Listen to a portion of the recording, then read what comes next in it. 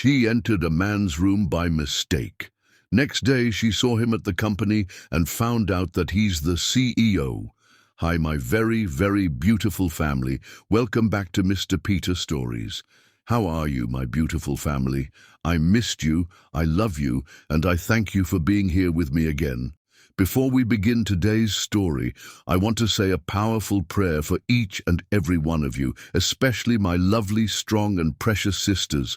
May God wrap you in His healing arms. May your hearts be light, your minds be calm, and your bodies be full of radiant health.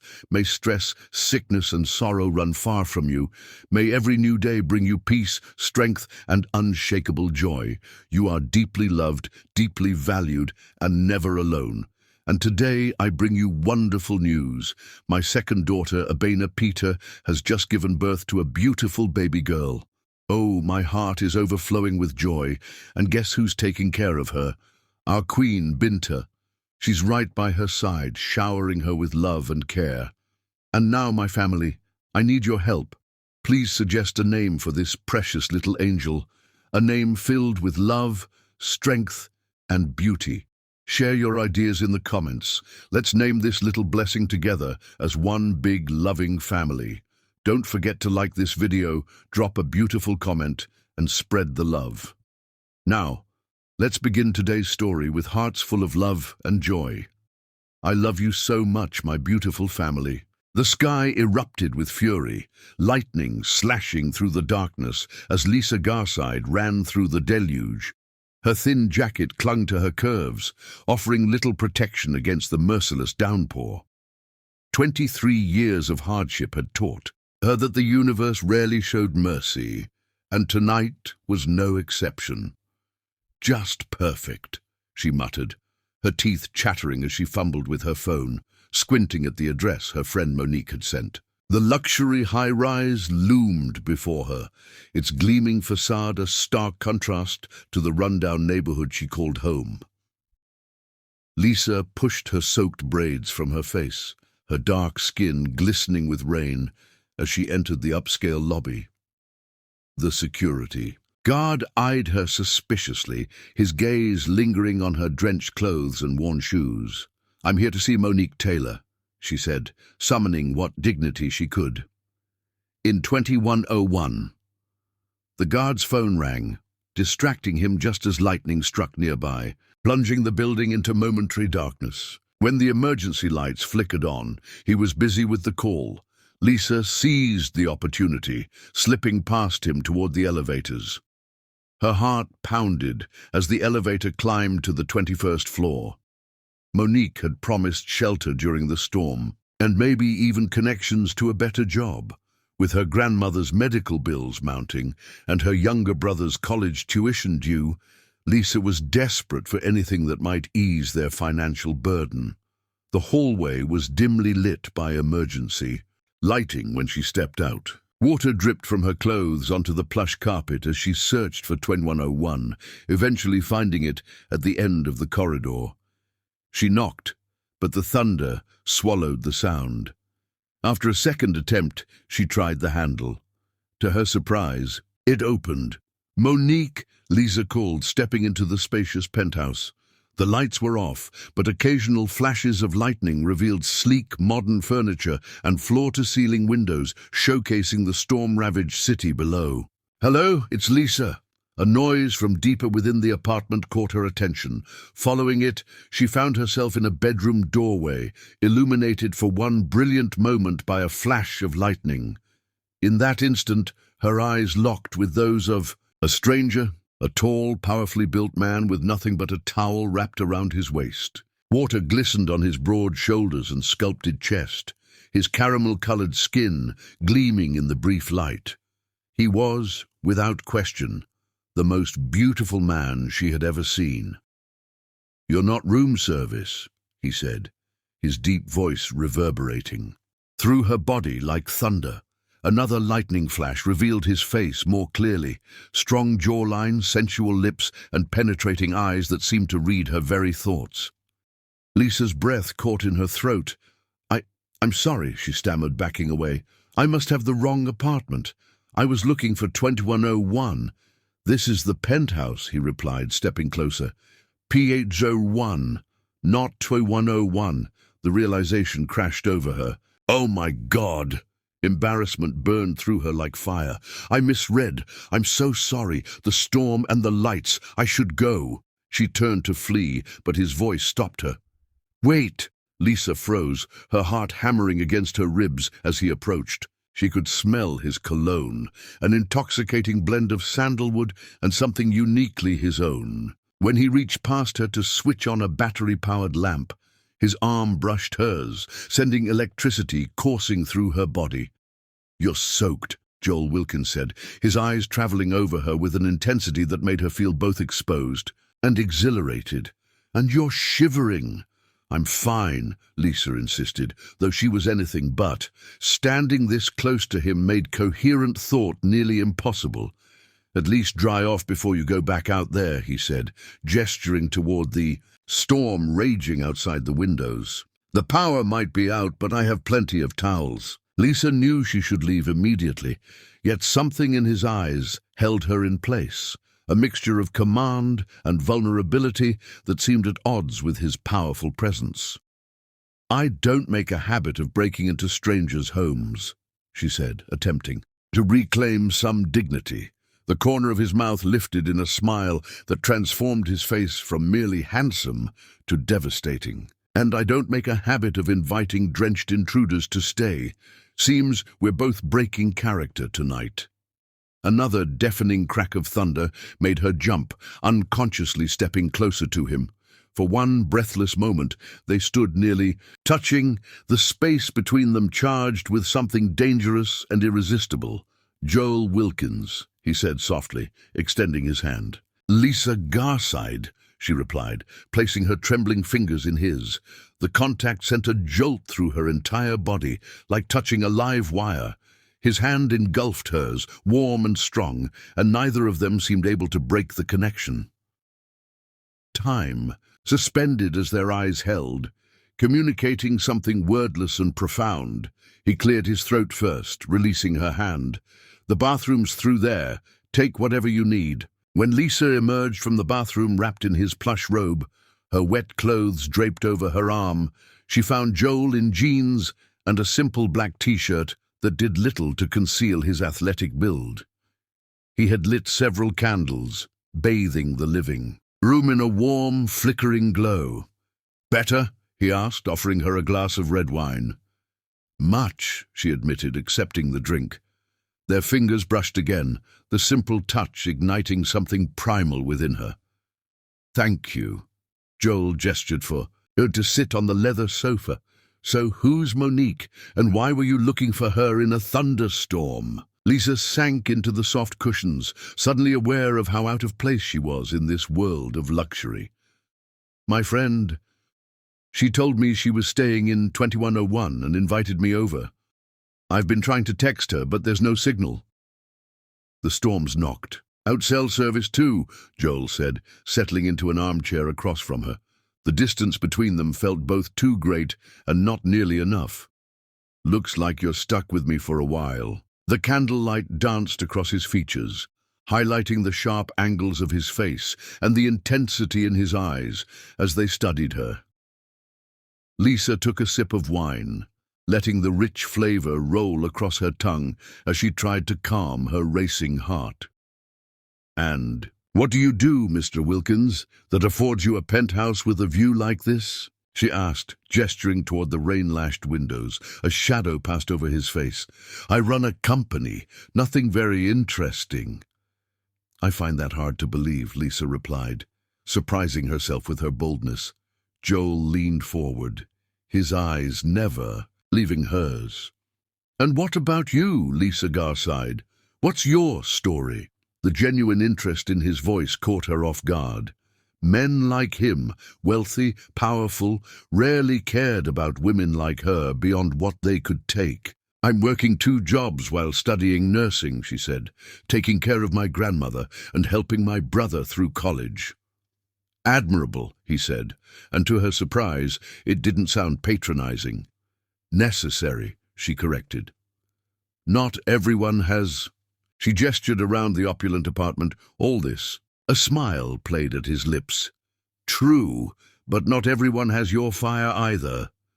The compliment warmed her more than the wine. For a moment, their differences seemed to fade away, leaving only the raw connection between them. Two people caught in an unexpected moment of honesty. "Tell me something real," Joel said suddenly, his voice dropping to an intimate timbre that made her skin tingle. "Something you wouldn't normally tell a stranger." Perhaps it was the storm creating a world apart, or the wine loosening her guard, but Lisa found herself answering. "I'm terrified of failing, of not being able to give my family the life they deserve." The vulnerability in her admission hung in the air between them. Joel's eyes darkened with an emotion she couldn't name. "Your turn," she whispered. "Something real." He hesitated, then, "I'm surrounded by people every day and completely alone." The raw honesty in his voice reached something deep inside her. Before she could respond, lightning struck nearby, brightening the room in harsh white light before plunging them back into the intimate glow of candles. Joel stood, moving to sit beside her on the sofa. The storm's getting worse. His proximity was intoxicating, the heat from his body reaching across the small space between them. Lisa's breath quickened as he took her wineglass, setting it aside. "I should go," she whispered, not moving an inch. "The storm," he reminded her, his eyes dropping to her lips. "The storm," she echoed, leaning imperceptibly closer. Neither could later say who moved first. One moment they were separate beings, the next his mouth was on hers, his hand cradling her face with unexpected tenderness. The kiss deepened instantly, unleashing a hunger neither had known they possessed. Lisa's hands found their way to his chest, feeling his heart thundering beneath her palms as he pulled her closer. The kiss was everything, a question and an answer, an awakening and a homecoming. When they finally broke apart, both breathing heavily, the world had changed irrevocably. "I don't do this," Lisa said, her voice shaky. "Ever." Joel pressed his forehead against hers, his thumb tracing her cheekbone with reverence. "Neither do I. Not like this." The admission hung between them, weighted with possibilities neither dared yet contemplate. Another clash of thunder shook the building, but neither noticed, lost in the storm they had created between themselves. Lisa knew she should leave, that nothing good could come from this collision of worlds. Tomorrow, in the harsh light of day, reality would intrude. But tonight, with the city chaos raging outside and this beautiful stranger looking at her like she was something precious, Lisa allowed herself to believe in impossible things. Little did she know that their worlds were about to collide in ways neither could have imagined, that the man whose kiss had just changed everything was about to reappear in her life under circumstances that would test everything she thought. She knew about love, trust, and herself. For tonight there was only this, the storm, the darkness, and two souls recognizing something in each other that defied explanation. "Stay," Joel whispered against her lips. The word both a request and a promise, and despite every rational thought screaming caution, Lisa knew she would. Chapter 2. Dangerous Recognition. Lisa's hands trembled as she adjusted the collar of her borrowed uniform. The catering company had been desperate for servers at the last-minute corporate event, and the extra cash would help with her grandmother's medication this month. Her mind kept drifting to the storm 3 nights ago, to strong hands and intoxicating kisses that felt more like a fever dream with each passing day. "Keep it moving, new girl," barked the catering manager, thrusting a tray of champagne flutes into her hands. "The CEO is about to give his speech, and everyone needs a glass for the toast." Lisa nodded, forcing her attention back to the present, as she entered the grand ballroom of Wilkins Enterprises. Crystal chandeliers cast a golden glow over the sea of designer suits and dresses. These people's watches probably cost more than her entire year's rent. "Ladies and gentlemen," announced a silver-haired man at the microphone. "It is my distinct pleasure to introduce the man who has tripled our company's value in just 5 years. Our visionary leader, Joel Wilkins." The crowd erupted in applause as Lisa weaved between guests, offering champagne with a practiced smile that masked her exhaustion. "Thank you, Thomas," came a deep, resonant voice that stopped Lisa mid-step. "I appreciate the kind introduction, though I think visionary might be stretching it." Gentle laughter rippled through the crowd. Lisa slowly turned toward the sound, a chill of recognition traveling down her spine before she even saw his face. There he was, Joel, immaculate in a tailored charcoal suit that emphasized the breadth of his shoulders. His commanding presence was even more potent here than in the intimate setting of his penthouse. This was a man accustomed to power, to being heard. The future of Wilkins Enterprises rests not just on innovation, but on compassion, Joel continued, on building a company that serves humanity rather than merely profiting from it. Lisa couldn't breathe. The CEO. The man she'd kissed with reckless abandon during the storm was the CEO of one of the city's largest corporations. Her mind reeled, with the implications as she mechanically offered champagne to nearby guests. "Our new medical research division aims to make healthcare accessible to everyone, regardless of income or status," Joel's voice carried across the room. "Because I believe—" His words cut off abruptly. From her position near the front of a crowd, Lisa could see the exact moment his gaze found her. Recognition flashed in his eyes, followed by something darker, more primal. For 3 heartbeats, the entire room disappeared. The champagne flute in Lisa's hand slipped, shattering against the marble floor. The crash drew every eye in the room to her.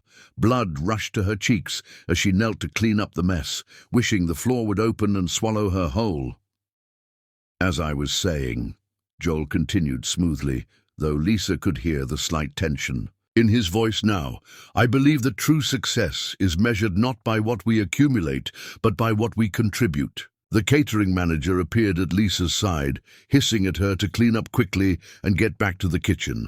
Mortified, she gathered the glass shards with trembling hands, acutely aware of Joel continuing his speech above her, his rich voice never faltering, despite the intense gaze he kept fixed on her. A sudden, sharp pain made her gasp. One of the fragments had sliced her palm. Blood welled from the cut, crimson against her dark skin. "Are you all right?"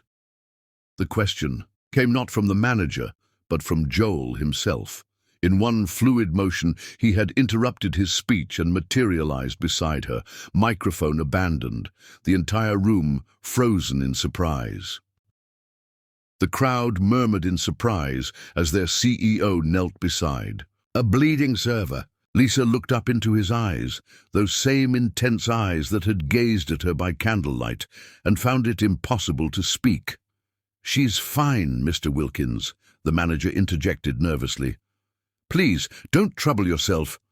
"She's bleeding," Joel interrupted, authority resonating in every syllable. He offered Lisa his hand. "Medical is just down the hall." Before she could protest, he helped her to her feet.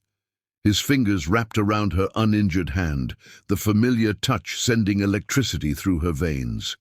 The crowd parted before them, as Joel led her from the ballroom, leaving stunned silence in their wake. The moment the doors closed behind them, the corporate mask slipped from his face. "What are you doing here?" he asked, his voice low and intense as he guided her down a deserted corridor. "Working," Lisa replied, finding her voice at last. "What are you doing here, Joel? Or should I call you Mr. Wilkins, CEO?" His jaw tightened. "You didn't know that the man I kissed during a blackout runs a billion-dollar company? No, that detail somehow didn't come up between the storm and the wine. The shock was giving way to anger, at him for the omission, at herself for being naive." Joel pulled her into a small medical room and closed the door behind them. The sudden privacy made Lisa acutely aware of his proximity, of how the air seemed to charge whenever they were alone together. "Let me see your hand," he said, his tone gentler now. "It's nothing," she insisted, even as pain throbbed through her palm. Lisa, just her name, but the way he said it, like a caress and a command all at once, made resistance impossible. She extended her injured hand. Joel took it carefully, examining the cut under the bright lights.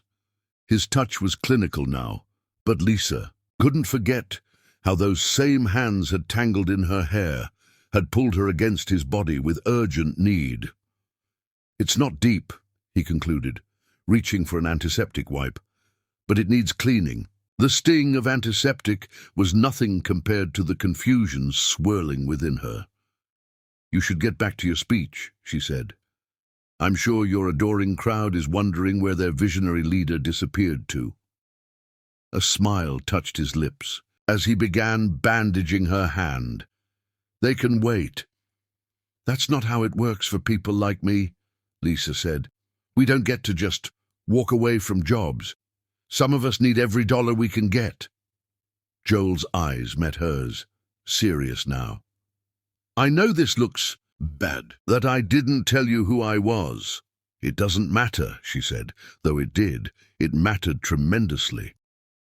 "What happened the other night was a moment out of time. We both know it wasn't real." His hands stilled on hers. "Didn't it feel real to you?" The question hung between them, dangerous in its simplicity, because the truth was nothing had ever felt more real than those hours in his penthouse. "Reality is me working 2 jobs to keep my grandmother in her care facility," Lisa said. "Reality is the fact that your cufflinks probably cost more than my monthly rent." Joel finished wrapping the bandage, but didn't release her hand. "And if I told you none of that matters to me, that I haven't been able to stop thinking about you since the moment you walked into my apartment?" Lisa's heart thundered in her chest. "I would say you're still riding the novelty of meeting someone who didn't know or care who Joel Wilkins is. Is that what you think? That you're some curiosity to me?" His voice dropped to that intimate register that seemed to bypass her rational mind and speak directly to something primal within her. "I think," she said carefully, "that you should go back to your speech, and I should go back to serving champagne." Joel stepped closer, eliminating the safe distance between them.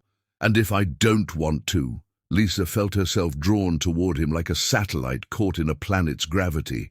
"This can't happen," she whispered, even as her body betrayed her, leaning infinitesimally closer. "It already is happening," he murmured, his gaze dropping to her lips. The door swung open, flooding the room with harsh reality in the form of the silver-haired man who had introduced Joel earlier. "There you are," he said, his disapproving gaze shifting between them. "Everyone's waiting." Joel straightened, the corporate mask sliding back into place. "Thomas, I was just ensuring our guest received proper medical attention." Thomas's expression made it clear he didn't believe that was all that had been happening. "How charitable of you." His eyes narrowed at Lisa. "The girl seems fine now. I'm sure she can find her way back to the kitchen."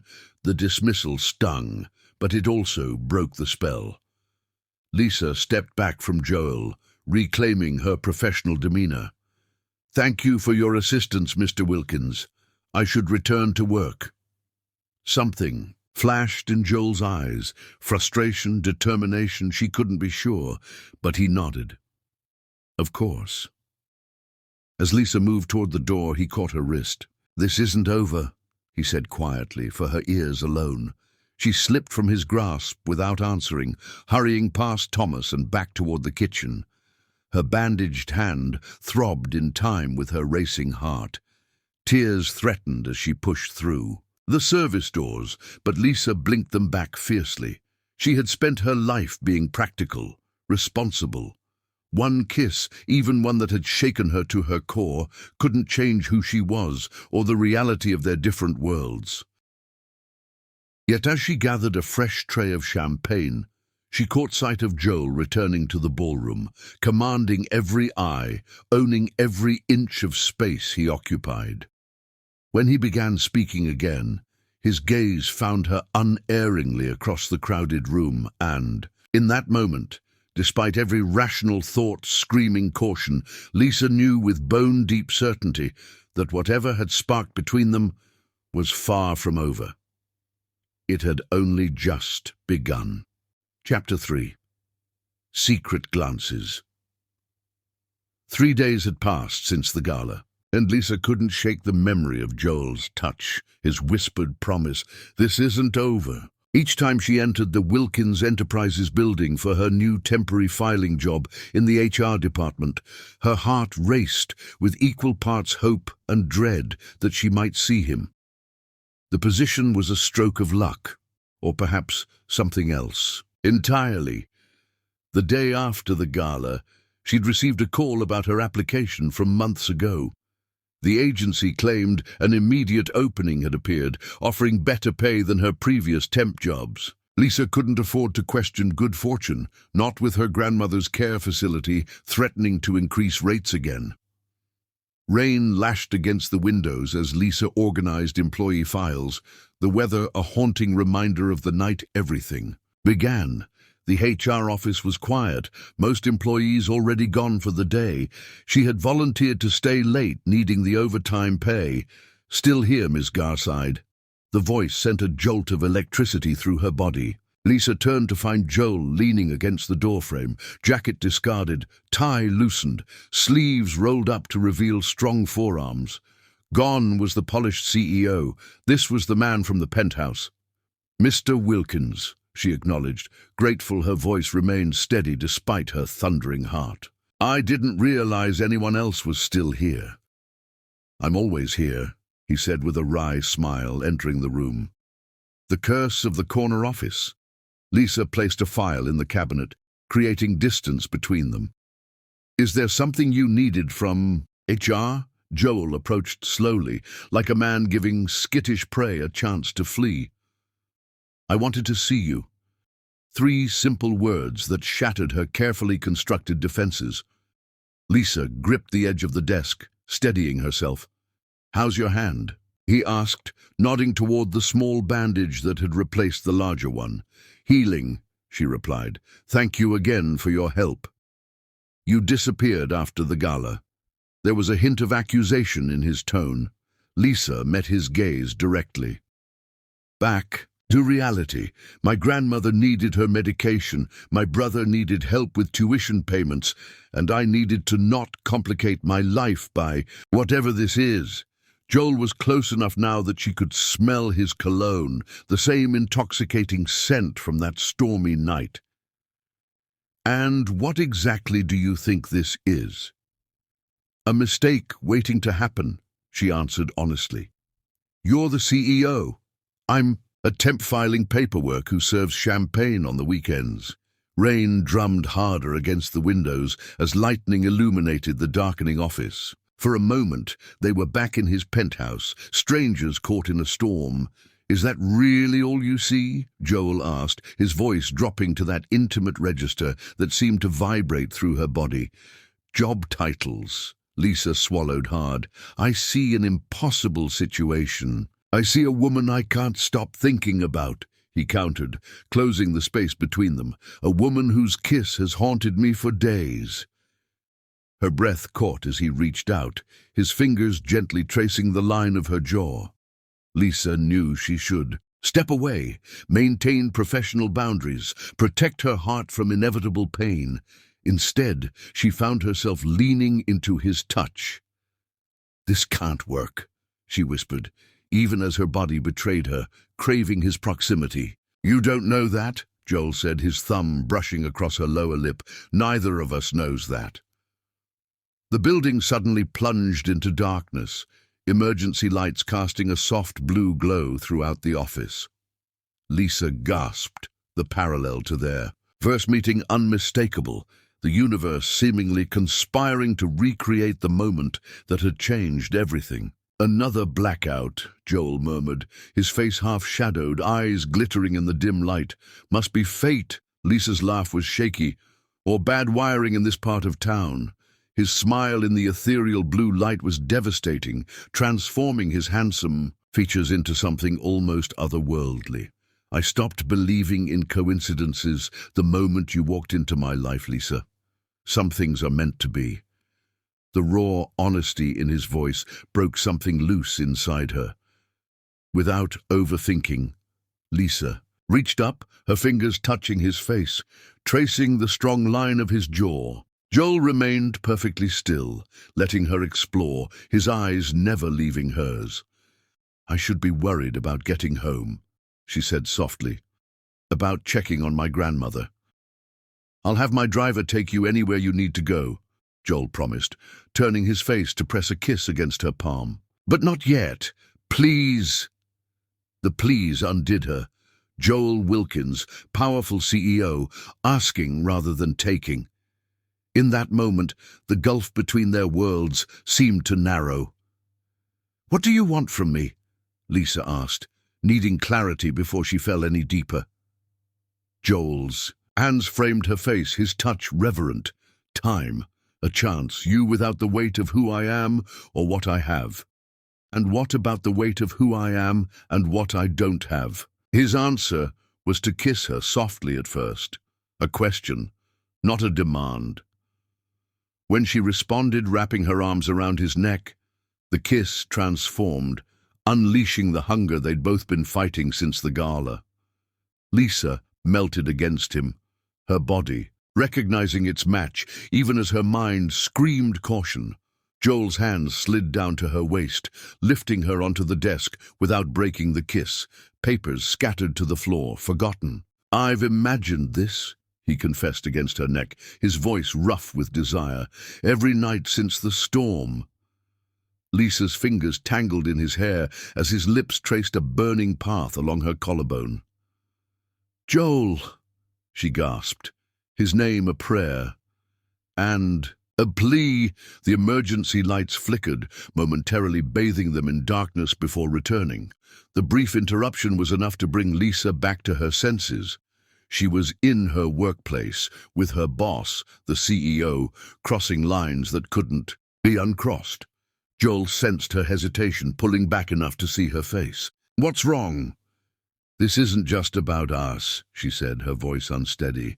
"There are consequences, for me more than you." Understanding dawned in his eyes. "You're worried about your job, among other things." Lisa straightened her blouse, trying to reclaim some composure. "People will talk. They already are after the gala."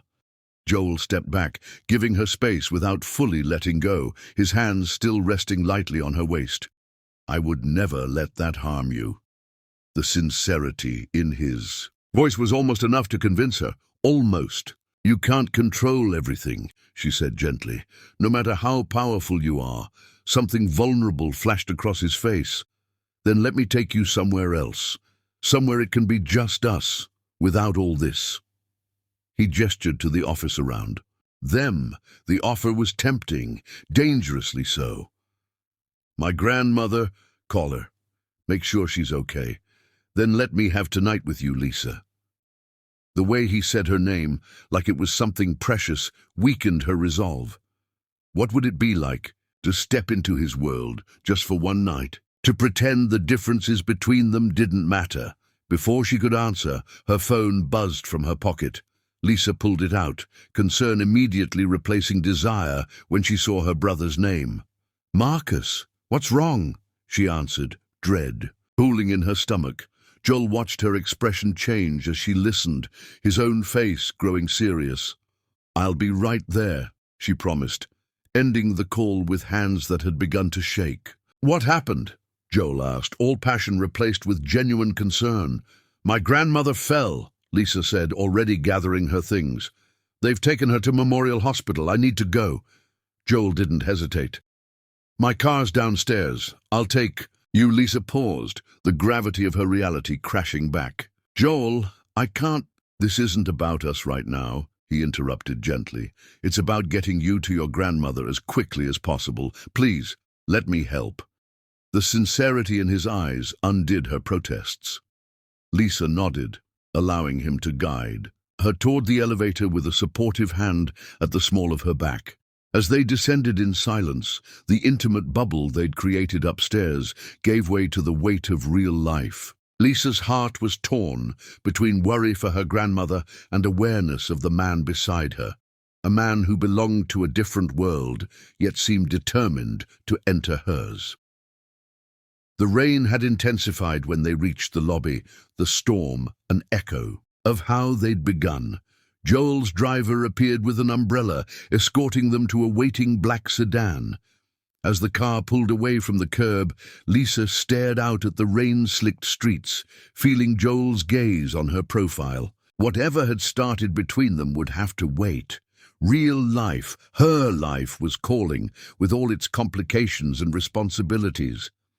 Yet when Joel's hand found hers in the darkness of the back seat, his fingers intertwining with hers in silent support, Lisa couldn't bring herself to pull away. Instead, she held on tight, drawing strength from this unexpected connection that defied every boundary between their worlds.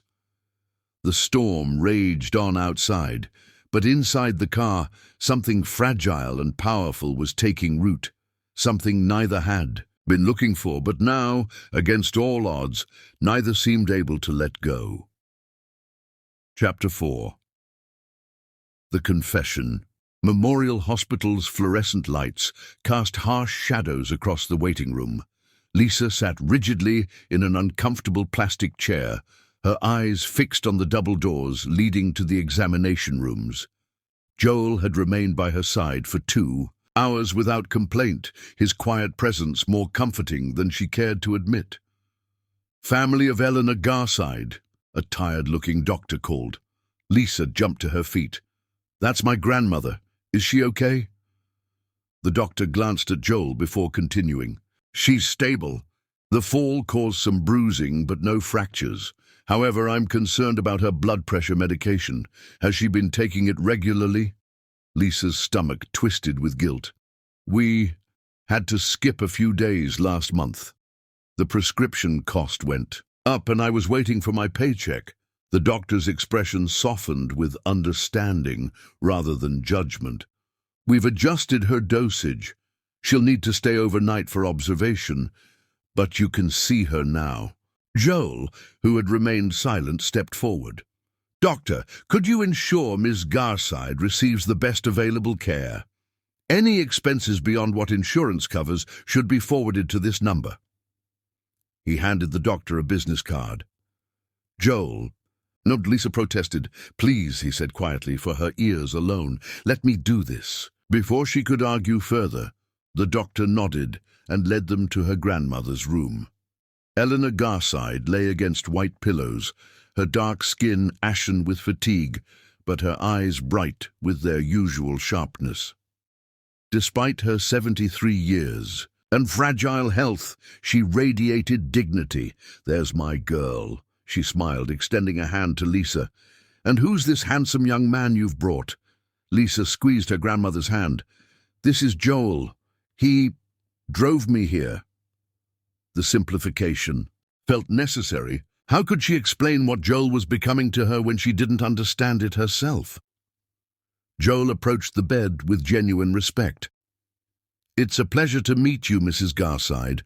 Your granddaughter speaks very highly of you." Eleanor's shrewd eyes assessed him. "Does she now? Funny, she hasn't mentioned you at all." "Grandma," Lisa admonished gently. "We're relatively new acquaintances," Joel said smoothly, his smile warming his eyes. "But I already know how remarkable your granddaughter is." Eleanor's expression softened. "Smart man." She turned to Lisa. "I'm fine, baby. Just took a little tumble. No need for you to spend the night here looking worried." "I'm not leaving you," Lisa insisted. "Yes, you are," Eleanor countered firmly. "You look exhausted, and I know you have work tomorrow. The nurses will watch over me." Lisa opened her mouth to protest when Joel's hand touched her elbow lightly. "I'll make sure she gets home safely, Mrs. Garside." Eleanor smiled approvingly. "See? Problem solved." An hour later, after ensuring her grandmother was settled comfortably, Lisa found herself walking beside Joel through the hospital parking garage. "You didn't have to do that," she said, breaking the comfortable silence, offering to pay for her care. Joel stopped walking. "I wanted to help."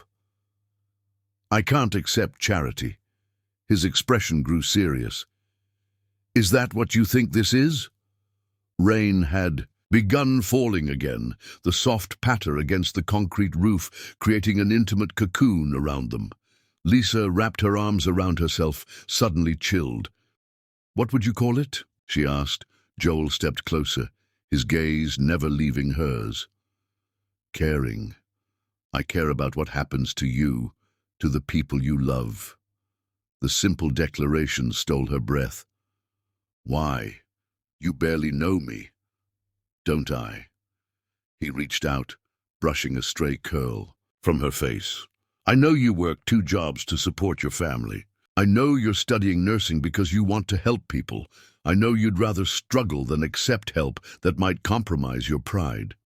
Lisa swallowed hard. "That's not knowing me. That's observing me. I know that when you smile." "Really, smile? Your eyes light up first," Joel continued, his voice dropping lower. "I know you bite your lower lip when you're thinking hard about something. I know your kiss feels like coming home to a place I've never been before." Each word dismantled her defenses brick by brick.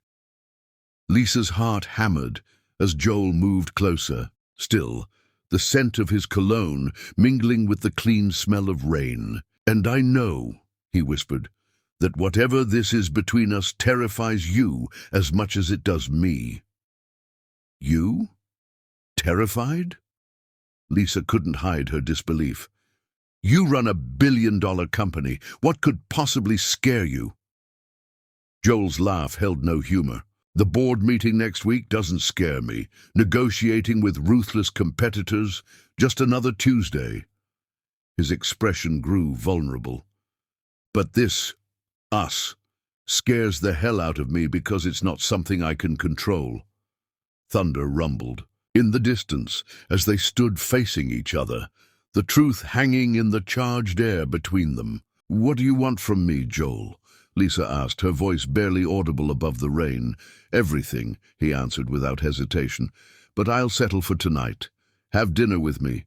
A real date, not a chance encounter or an office moment." He smiled self-deprecatingly. "Let me attempt something normal for once." The sincerity in his request melted the last of her resistance. "Okay." His smile transformed his entire face. "Yeah? Yes," Lisa confirmed, finding herself smiling back. "But I need to go home first. These clothes have seen better days." "My driver can take you wherever you need to go," Joel said, guiding her toward his waiting car. "I'll pick you up. In 2 hours?" As they reached the car, the skies opened completely, rain pouring down in sheets. Joel pulled off his suit jacket, holding it over Lisa as he opened the car door for her. They were inches apart, his white shirt beginning to soak through, clinging to his chest. "You're getting drenched," she protested. Joel's eyes darkened with an emotion that made her breath catch. "Worth it." Without overthinking, Lisa rose on her tiptoes and pressed a soft kiss to his lips. "Thank you for everything tonight." Joel's hand cupped her cheek, his thumb tracing her lower lip. "Just the beginning, Lisa. I promise you that." As she settled into the car, watching him through the window as the driver pulled away, Lisa knew she was falling for Joel Wilkins. Not the CEO, not the billionaire, but the man who stood in the pouring rain making sure she stayed dry, who sat for hours in a hospital waiting room, who looked at her like she was something precious to be treasured. 2 hours later, Lisa stood before her small apartment mirror, hardly recognizing herself. She'd chosen her one nice dress, emerald green, purchased years ago for a cousin's wedding. Her braids were swept up elegantly, revealing the graceful line of her neck.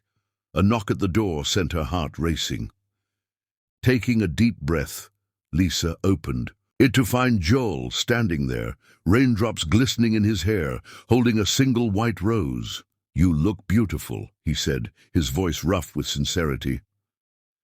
Lisa accepted the rose, its delicate fragrance filling her senses. "So do you," Joel smiled, offering his arm. "Ready?" As they stepped into the rainy night together, Lisa realized it wasn't just her clothes that had changed. Something fundamental was shifting between them. Something that made the differences in their worlds seem suddenly less important than what they might build together. The rain that had brought them together now seemed less like chaos and more like blessing, washing away the boundaries they had constructed between themselves and revealing the possibility of something neither had been looking for, but both now desperately wanted to explore. Chapter 5. Worlds apart, Lisa had expected a fancy restaurant, with crystal glasses and white-gloved waiters, the kind of place that would emphasize the gulf between them. Instead, Joel's driver had taken them to a small, family-owned Italian restaurant tucked away on a quiet street. The warmth of golden lighting, the scent of garlic and fresh bread, and the soft murmur of conversations created an intimacy that immediately put her at ease. "How did you find this place?"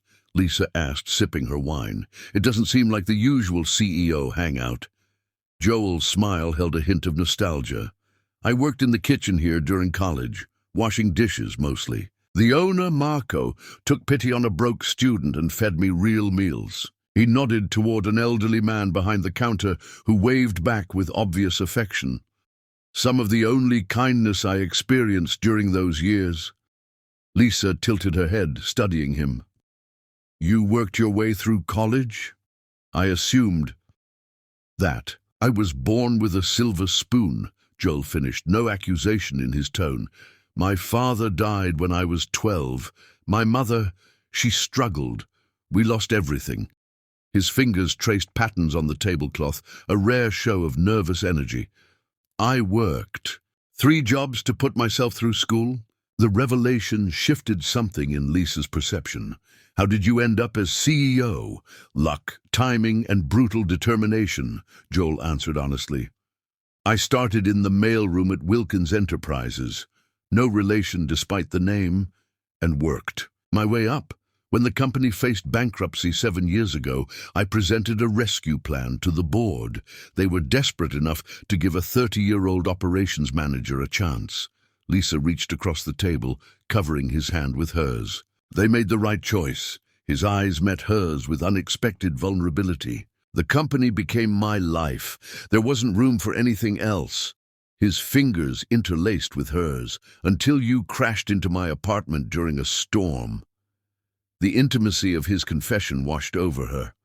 Lisa had constructed a narrative about him, privileged, entitled, separate from the struggles that defined her existence. Now, faced with the truth of his journey, the walls she'd built between them began to crumble. "Tell me about your grandmother," Joel said, his thumb gently stroking her palm. "She's clearly remarkable." Lisa smiled, the affection evident in her voice. "She raised me after my parents died in a car accident when I was 8. She was a nurse. For 40 years, she's why I want to go into healthcare. She worked 2 jobs to keep a roof over our heads and make sure Marcus and I could dream beyond our circumstances." "She succeeded," Joel said softly. "You're extraordinary." The genuine admiration in his eyes made her breath catch. Their dinner arrived, temporarily breaking the spell between them. The food was simple but exquisite, the kind of authentic Italian cuisine that came from generations of perfected recipes. Through shared plates and easy conversation, Lisa felt the last of her guardedness melting away. Joel spoke of his dreams for his company's future, not in terms of profits, but of impact. Medical research facilities in underserved communities, educational initiatives, sustainable development. Lisa shared her hopes of becoming a nurse practitioner, specializing in elder care, inspired by her grandmother's struggles with the healthcare system. As they finished sharing a tiramisu, Lisa's phone buzzed. She glanced at it, her smile fading. "What's wrong?" Joel asked immediately. Lisa hesitated before answering. "It's the care facility where my grandmother lives. They're raising rates again, effective immediately. I don't know how I'm going to cover it." Joel's expression grew concerned. "How much?" "An extra $400 a month." Lisa's voice was steady, but her eyes betrayed her worry. "I'll figure it out. Pick up more weekend shifts, maybe." "Let me help," Joel said quietly. Lisa stiffened. "Joel, not as charity," he clarified quickly, "as an advance on your salary. You could move to a full-time position at Wilkins. The HR director mentioned how impressed they've been with your work." The offer, though kindly meant, struck a nerve. "So you've been checking up on me? That's not... Did you have something to do with me getting the temp position in the first place?" Lisa asked, the pieces suddenly fitting together. Joel's hesitation was answer enough. Lisa carefully placed her napkin on the table, her movements deliberate. "I think I should go home now." "Lisa, please." Joel reached for her hand, but she pulled away. "Yes, I made a call about the temp position, but only because you mentioned needing better work during the storm. You got the job on your own merits." "You don't understand," Lisa said, her voice tight with emotion. "My entire life has been about standing on my own 2 feet, proving I don't need rescuing." Joel's expression grew serious. "Is pride worth your grandmother's comfort? Worth sacrificing your own dreams?" The question landed like a physical blow. "That's not fair. Neither is pretending there's nobility in struggling when help is available." Joel countered gently. "Your grandmother worked 2 jobs to give you opportunities. How is accepting a better position any different from what she did for you?" Lisa fell silent, torn between her fierce independence and the practical truth of his words. Outside, rain had begun falling again, the soft patter against the windows, a reminder of their first night together. Joel signaled for the check, his expression troubled. They left the restaurant in silence, the warm intimacy of earlier replaced by a growing tension. Joel's driver waited at the curb, holding an umbrella against the strengthening downpour. As they settled into the back seat, Lisa stared out the window, her thoughts in turmoil. Joel gave her address to the driver, then turned to her. "I'm sorry," he said simply. "I overstepped." The sincerity in his voice melted some of her anger. "You're trying to help. I understand that. But you can't just sweep in and fix my life, Joel."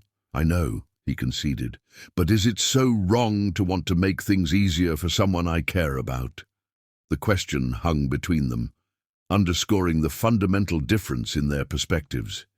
His resources made helping someone as simple as making a call or writing a check, while her entire existence had been defined by the absence of such ease. When they arrived at her apartment building, Joel insisted on walking her to her door, despite the rain. Under the shelter of his umbrella, their bodies closed by necessity, Lisa felt the magnetic pull between them, reasserting itself despite their disagreement. At her door, she turned to face him. "I'm not angry that you care. I'm scared of what it means to let someone like you into my life." Joel's free hand cupped her cheek, his thumb brushing away a raindrop. "Someone like me. Someone who could hurt me more than anyone ever has," Lisa admitted, her voice barely audible above the rain. "Someone who makes me want things I've spent my whole life convincing myself I don't need." The raw honesty of her confession changed, something in Joel's expression. Without a word, he closed the distance between them, his lips finding hers in a kiss that carried the weight of everything unsaid. Lisa melted against him, her arms winding around his neck as the umbrella tilted, allowing rain to fall on them both, unnoticed. When they finally broke apart, breathless, Joel rested his forehead against hers. "Take the full-time position because you deserve it. No strings, no expectations." Lisa's hands gripped the lapels of his coat. "And what about this? Us?" "That's entirely separate," Joel promised. "Whatever happens between us has nothing to do with your job or your grandmother's care." Lightning flashed overhead, illuminating the sincerity in his eyes. Lisa made a decision, reaching for her keys and unlocking her door. "Would you like to come in?" she asked, her voice soft but certain. Joel searched her face. "Are you sure?"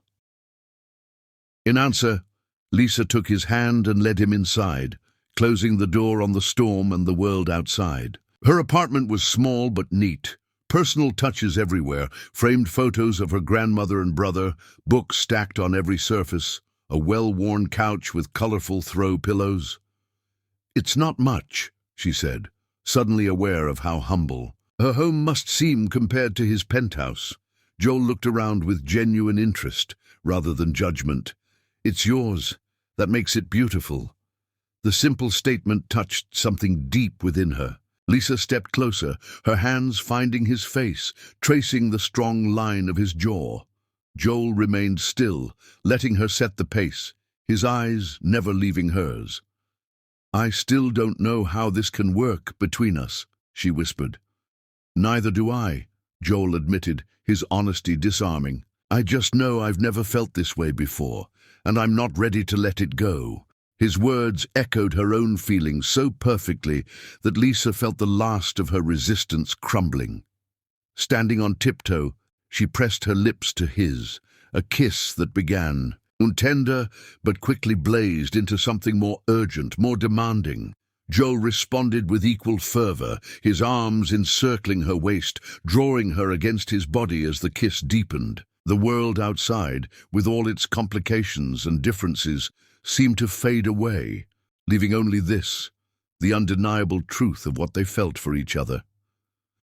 As rain continued to fall against her windows, Lisa took Joel's hand and led him toward her bedroom, her heart pounding with both nervousness and certainty. Tonight, she would allow herself to fall completely into this feeling, to explore the connection that had begun in darkness during a storm and now threatened to illuminate every corner of her carefully constructed life. Whether their worlds could truly merge remained to be seen, but for tonight, in the sanctuary of her small apartment, with rain providing a soundtrack to their passion, the distance between those worlds didn't matter. Nothing mattered but the feel of his hands on her skin, the whisper of his voice against her ear, and the promise of something extraordinary unfolding between them. Chapter 6. Unexpected Comfort.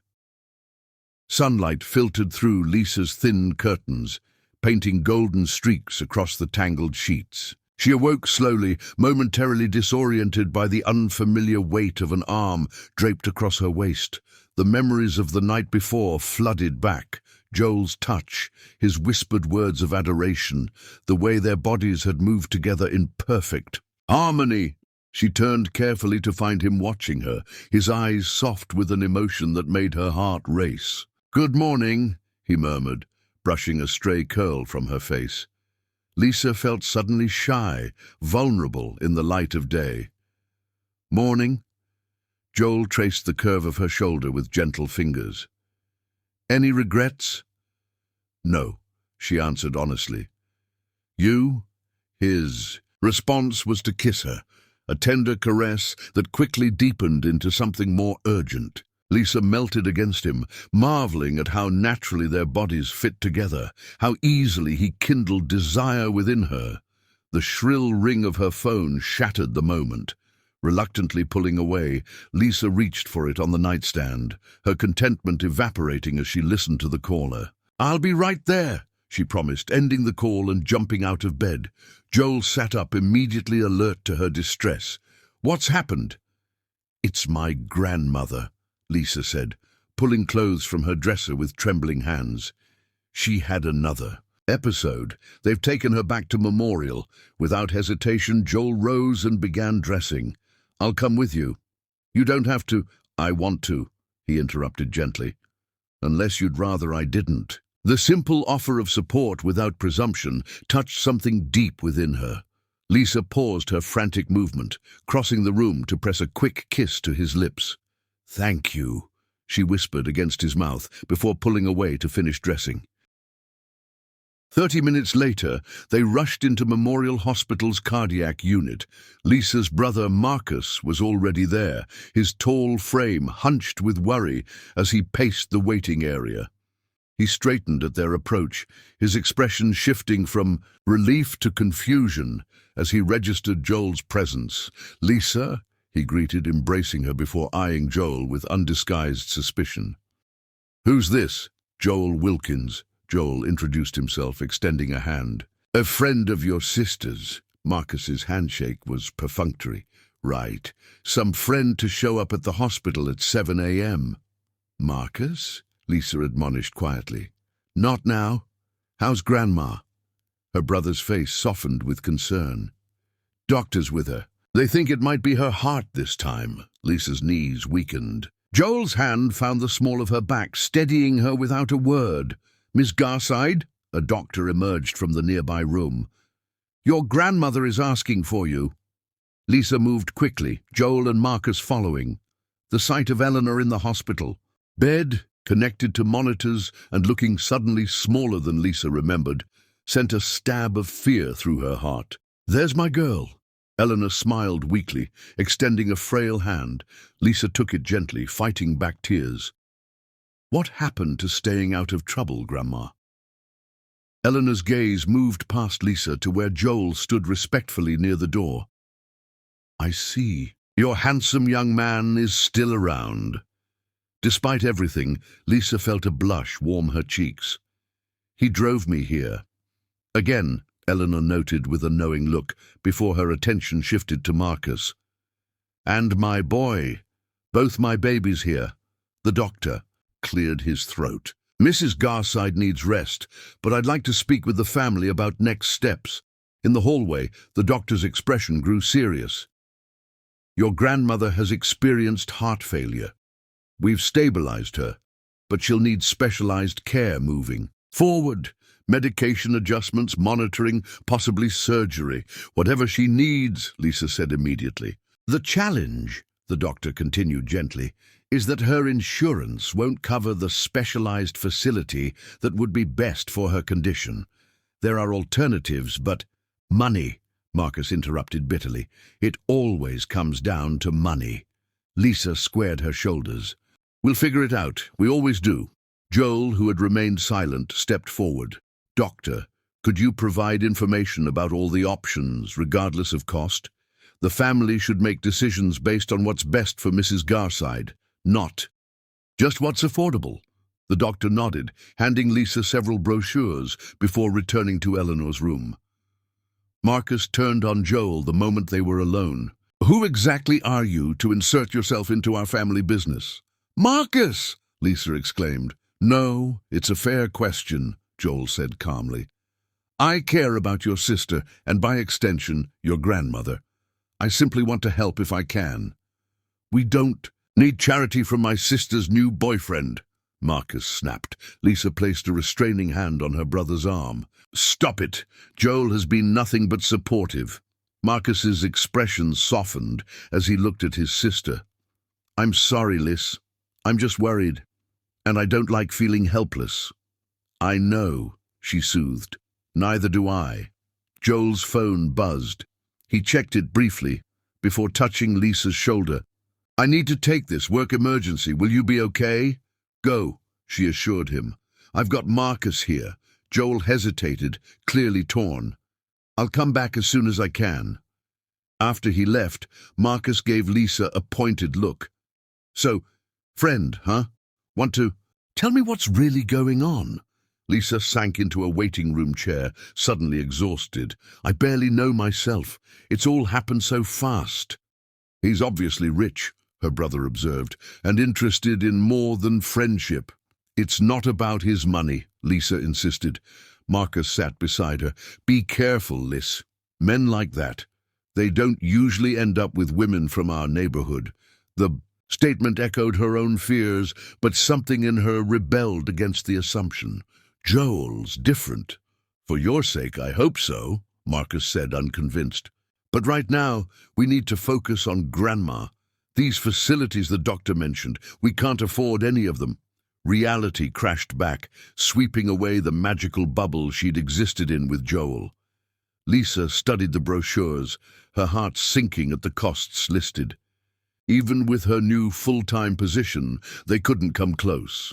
Hours passed in a haze of medical consultations and paperwork.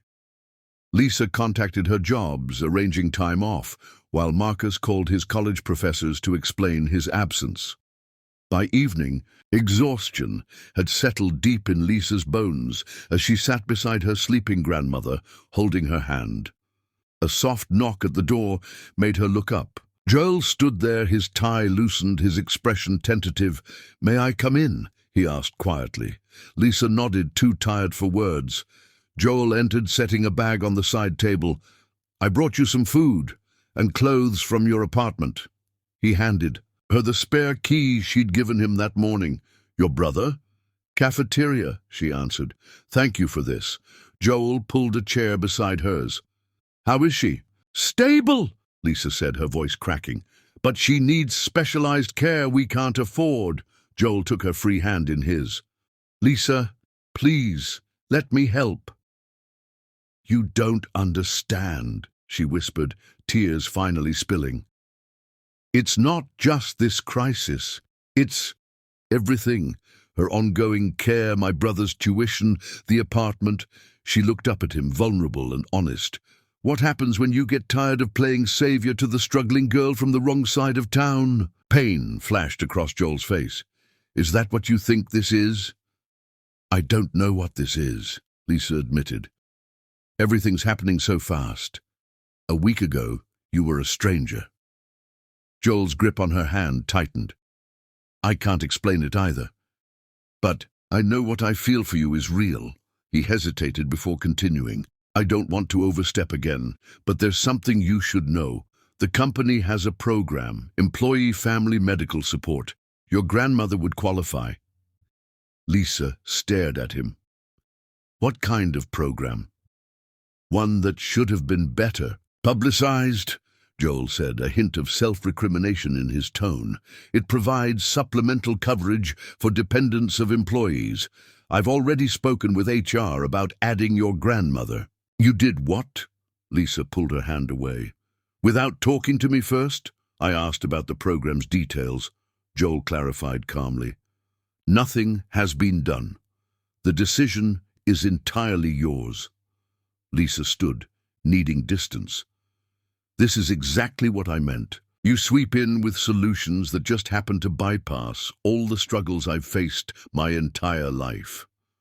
Would you prefer I had the means to help and didn't offer?" Joel asked quietly. The question stopped her short. Eleanor stirred in her sleep, mumbling something unintelligible before settling again. Lisa looked at her grandmother, the woman who had sacrificed everything for her, and felt her resolve waver. "I don't want to be your charity case," she whispered. Joel rose, crossing to where she stood. "You're not charity, Lisa. You're—" He paused, searching for words. "You're the woman who crashed into my life during a storm and changed everything." His hands framed her face. "Let me do this, not because I pity you, but because I'm falling in love with you." The declaration hung in the air between them, as stunning as a thunderclap. Lisa's heart pounded as she searched his eyes and found nothing but sincerity. "Joel," she breathed, uncertainty and longing warring within her. He pressed his forehead to hers. "Too soon. Probably. True. Absolutely." Before Lisa could respond, Marcus appeared in the doorway, his expression hardening at the intimate scene. Before him, "Everything okay?" he asked pointedly. Joel stepped back, giving Lisa space. She cleared her throat, emotions churning. "Joel brought us food and some things from the apartment." Marcus nodded stiffly. "Thanks. That was thoughtful." An uncomfortable silence descended until a nurse entered to check Eleanor's vitals, providing a welcome distraction. When she left, Joel turned to Lisa. "I should go. Early meeting tomorrow." He hesitated. "Think about what I said. About the program." Lisa nodded. unwilling to discuss it further in front of Marcus. Joel squeezed her hand before leaving, the absence of his presence immediately felt. "Want to tell me what that was about?" Marcus asked. Once they were alone, Lisa sank back into her chair. "Apparently, Wilkins Enterprises has a family medical support program. Joel thinks Grandma might qualify." Marcus's expression turned suspicious. "Convenient timing? It's a real program," Lisa defended, "for all employees." "And how did you end up an employee there exactly?" The question hit too close to her own initial doubts. Lisa sighed, too exhausted for another argument. "I applied for a temp position. They liked my work. Now I'm full-time." Marcus studied his sister. "You really care about him?" It wasn't a question, but Lisa answered anyway. "Yes, and he said he's falling in love with you," Marcus added, revealing he'd overheard more than she'd realized. "Eavesdropping?" "Looking out for you," he corrected without apology. "What are you going to do?" Lisa glanced at their grandmother, peaceful, in sleep, despite the machines monitoring her fragile health. "I don't know." But as the night deepened and Marcus dozed in the chair across from her, Lisa found her thoughts continually returning to Joel's words, to the raw emotion in his eyes, as he declared his feelings. The wall she'd built to protect herself was crumbling, brick by brick, leaving her heart exposed in ways both terrifying and exhilarating. When her phone vibrated with a message, she already knew who it was from before checking. "Thinking of you, both of you. Whatever you decide, I'm here." The simple text brought tears to her eyes. For a woman who had prided herself on independence, on never needing anyone, the realization struck with crystal clarity. She was falling in love with Joel Wilkins too, and perhaps accepting help from someone who truly cared wasn't weakness, but another kind of strength, the courage to be vulnerable, to let someone in, to admit that sometimes even the strongest people couldn't stand alone. As dawn broke over the hospital, painting the sterile, white room in gentle gold, Lisa made her decision with unexpected clarity. She would accept the program's help for her grandmother, not as charity or pity, but as the legitimate support it was designed to be. And more importantly, she would tell Joel what had been blooming in her heart since that first stormy night, that despite every logical reason they shouldn't work, despite the seemingly unbridgeable distance between their worlds, she was falling deeply, irrevocably in love with him. With that resolution came not just peace, but a surprising strength. Whatever challenges awaited them, and she knew there would be many, they would face them standing together, neither hiding nor apologizing for what they'd found in each other. Lisa watched the sunrise with new eyes, understanding now what her grandmother had always told her. Sometimes life's most devastating storms swept away what was temporary to reveal what was meant to endure, and sometimes the truest comfort and most passionate love came disguised as a simple wrong turn in the dark. Chapter 7. Surrender to passion. 2 weeks had passed since Lisa accepted help through Joel's company program. Her grandmother had been transferred to the specialized cardiac care facility, where she was already showing signs of improvement. The tension with Marcus had eased somewhat after he'd witnessed Joel's genuine concern during multiple hospital visits. Lisa stood at the window of Joel's penthouse, gazing at the city lights below. Tonight marked their first real evening together since the crisis began. Between her work hours, hospital visits, and Joel's business obligations, they'd snatched only brief moments. Quick coffees, shared cab rides to the hospital, a stolen kiss in the elevator at Wilkins Enterprises. "Penny for your thoughts," Joel said, approaching from behind and wrapping his arms around her waist. Lisa leaned back against his chest, savoring his warmth, just thinking how much has changed in such a short time. Joel pressed a kiss to her temple. "Good changes. Overwhelming ones," she admitted. Sometimes I wake up wondering if I dreamed all of this." He turned her in his arms, his expression serious. "This is real, Lisa. We're real." The conviction in his voice stirred something deep within her. Lisa reached up, tracing the strong line of his jaw with gentle fingers. "I never told you what I decided that morning in the hospital." Joel remained silent, waiting for her to continue.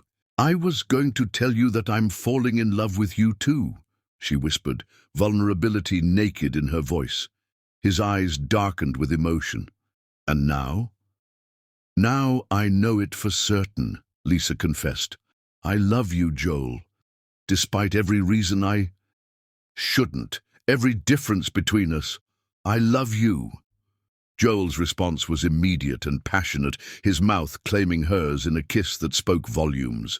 Lisa melted against him, her arms twining around his neck as the kiss deepened, igniting the desire that had simmered between them for days. "I love you," he murmured against her lips, the words a vow and a celebration.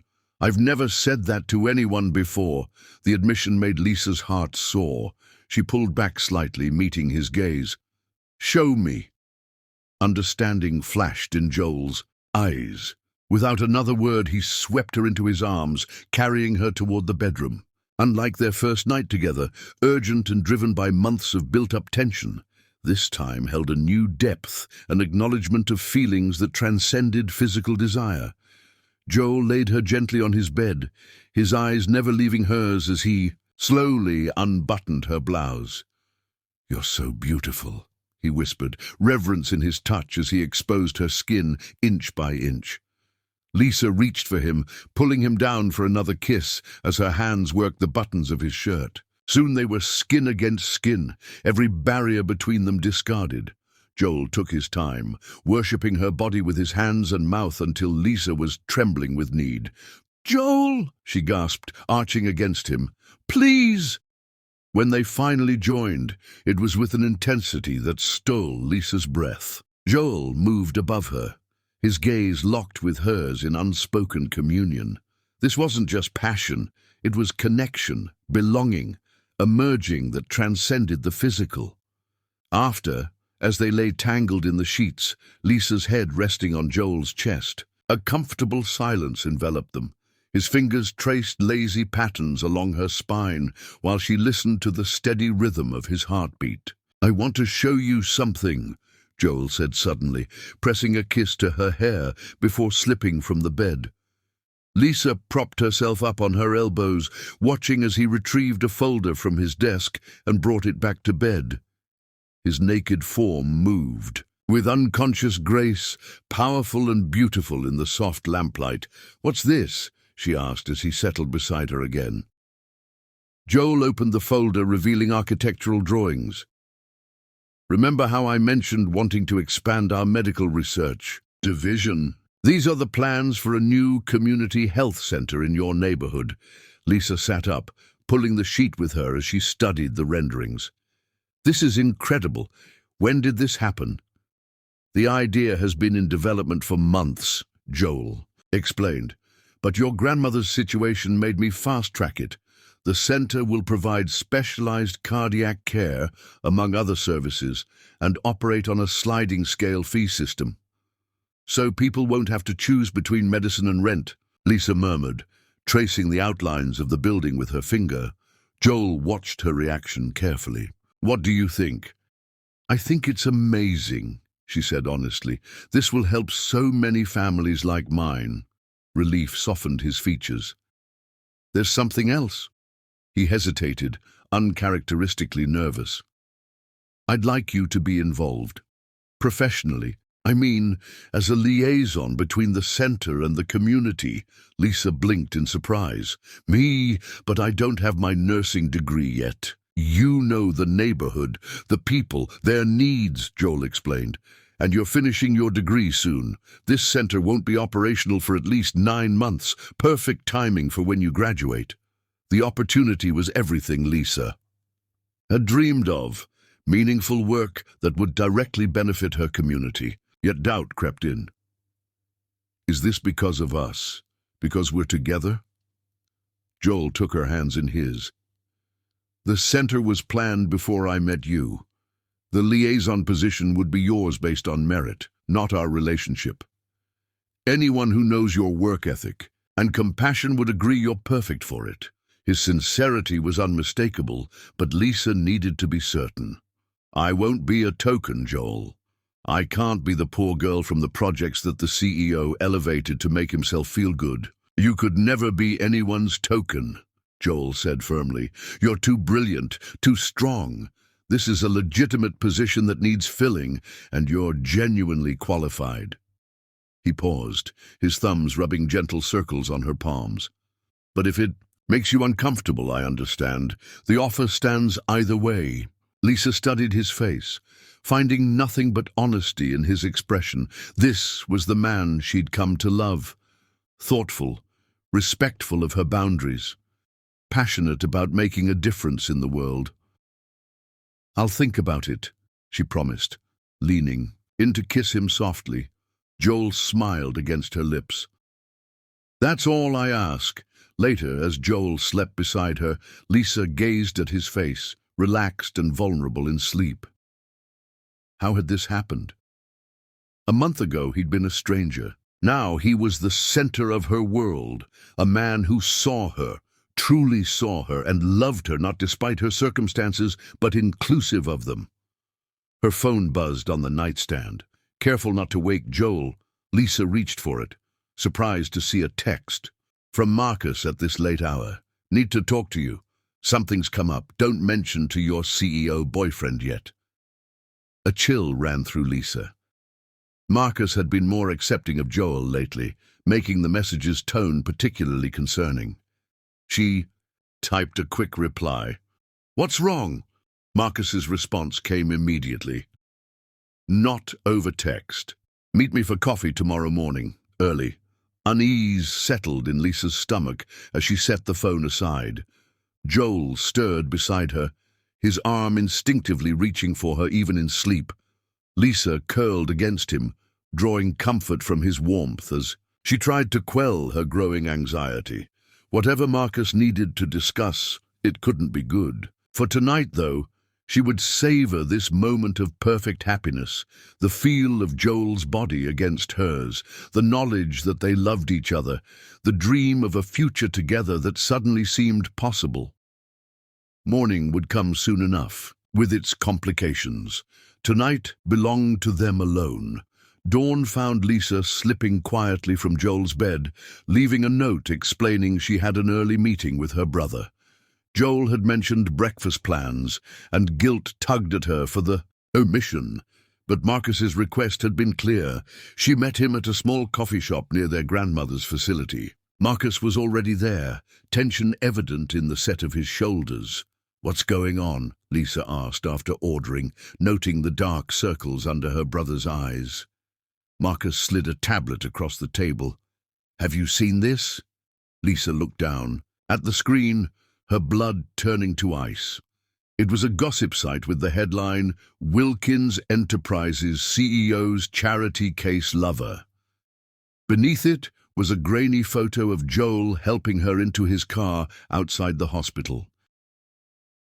There's more, Marcus said grimly, scrolling to reveal additional articles speculating about their relationship, digging into Lisa's background, highlighting her family's financial struggles, and even mentioning her grandmother's medical situation.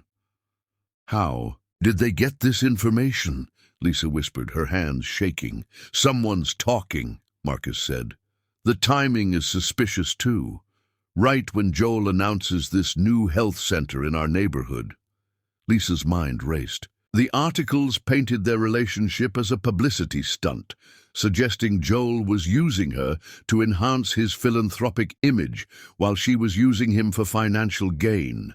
This is garbage, she said, pushing the tablet away. None of it's true. I know that, Marcus assured her, but how many others will believe it? And what happens when these vultures start showing up at Grandma's facility or at your job? The implications crashed over Lisa, her private life, her family's struggles, all exposed for public consumption and twisted into something ugly. Have you told Joel about this? Marcus asked. Lisa shook her head. He doesn't know. We were together last night and everything was perfect. She hesitated. He offered me a position with the new health center. Marcus's eyebrows shot up. And you don't see how this looks now, with these stories out there. It's not like that, Lisa insisted. The position is legitimate. I'm qualified. I believe you, Marcus said, his tone gentler, but others won't. They'll see exactly what these articles are claiming, the CEO's charity case getting special treatment. Lisa's phone buzzed with a text from Joel.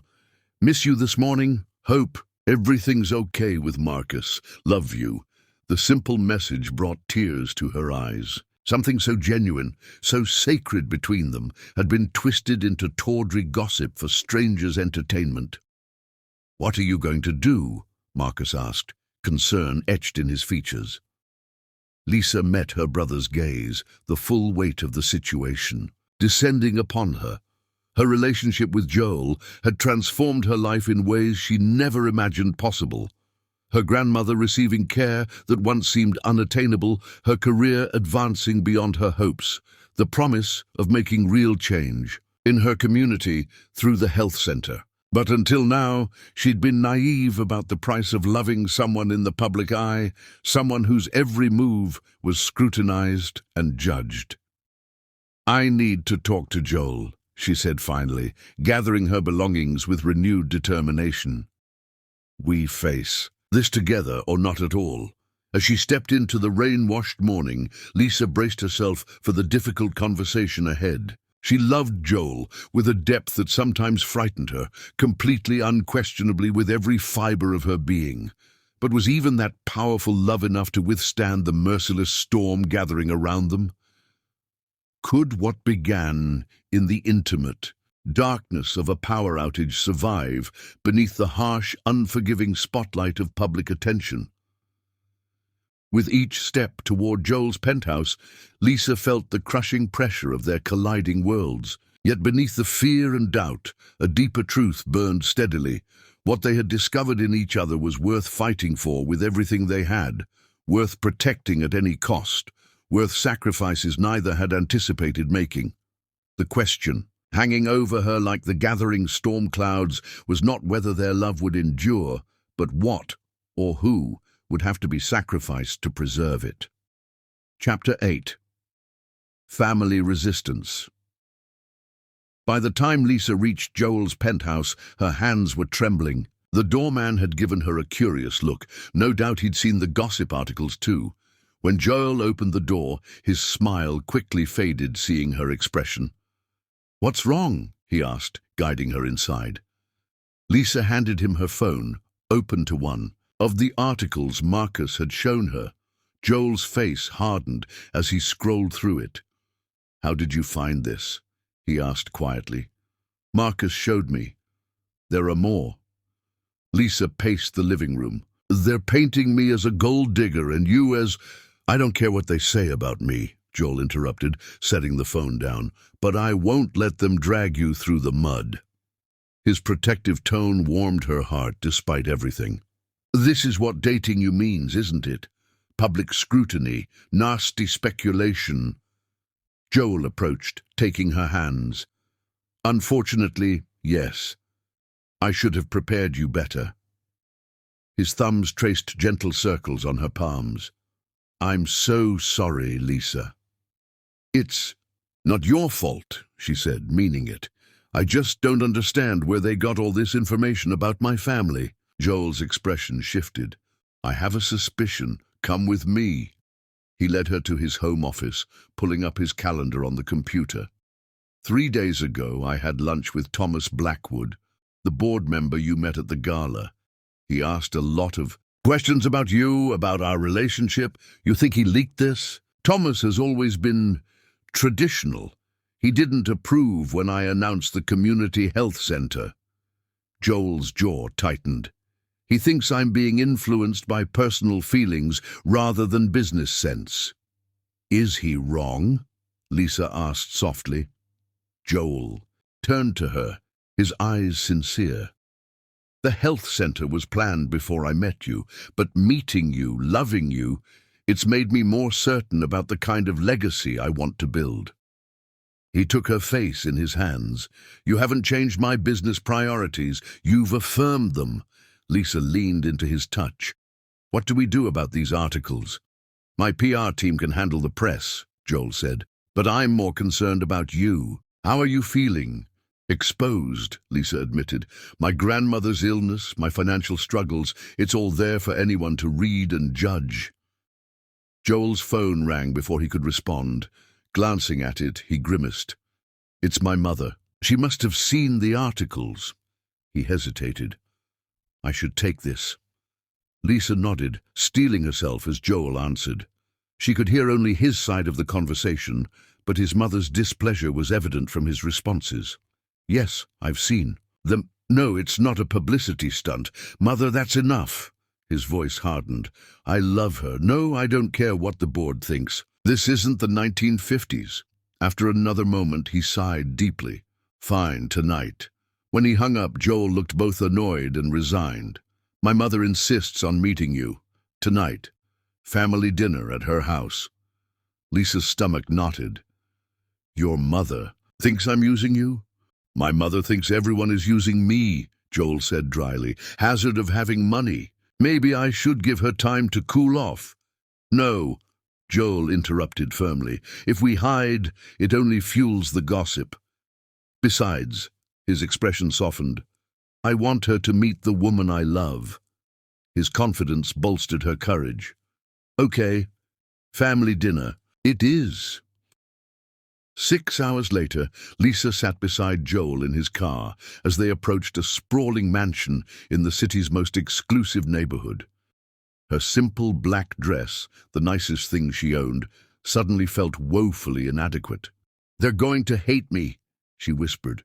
Joel squeezed her hand. "My mother is difficult, but she loves me. Eventually she'll see what I see in you." "And what's that?" Lisa asked, needing reassurance. Joel's gaze was unwavering. "Everything I've been searching for without realizing it." The butler who answered the door led them to an opulent living room where Evelyn Wilkins waited, elegant and intimidating, in a tailored suit that probably cost more than Lisa's entire wardrobe. "Joel, darling," she greeted, kissing his cheek before, turning her assessing gaze to Lisa. "And you must be Ms. Garside. You've certainly made an impression on the gossip columns." "Mother," Joel warned quietly. "I'm simply stating facts," Evelyn replied smoothly. "Come, Thomas and Rebecca are already here." Lisa froze. "Thomas Blackwood, the board member?" Joel's hand tightened on hers. "Mother, you didn't mention Thomas was coming. He's practically family," Evelyn smiled, though it didn't reach her eyes. "And he was concerned about you." The dining room revealed Thomas Blackwood and a beautiful woman Lisa presumed was Rebecca. Thomas's smile didn't disguise the calculation in his eyes. "Joel," he greeted before turning to Lisa. "Miss Garside, lovely to see you again." "Is it?" Lisa replied evenly. "Since you seem to know so much about my life, perhaps you can tell me how that information reached the press." A tense silence fell. Thomas didn't flinch. "I'm sure I don't know what you mean, Lisa," Joel murmured, though she heard pride beneath his caution. Dinner was an exercise in restraint.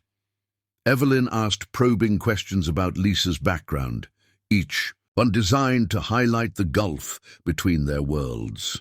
Rebecca occasionally interjected with comments about Joel's ex-girlfriends, all from good families. "And your grandmother is ill?" Evelyn asked innocently. "How fortunate that Joel's company has such generous employee benefits." "Mother," Joel warned. "Enough." Thomas cleared his throat. "Joel, the board is concerned about the new health center. The timing with your personal situation raises questions." Joel set down his fork.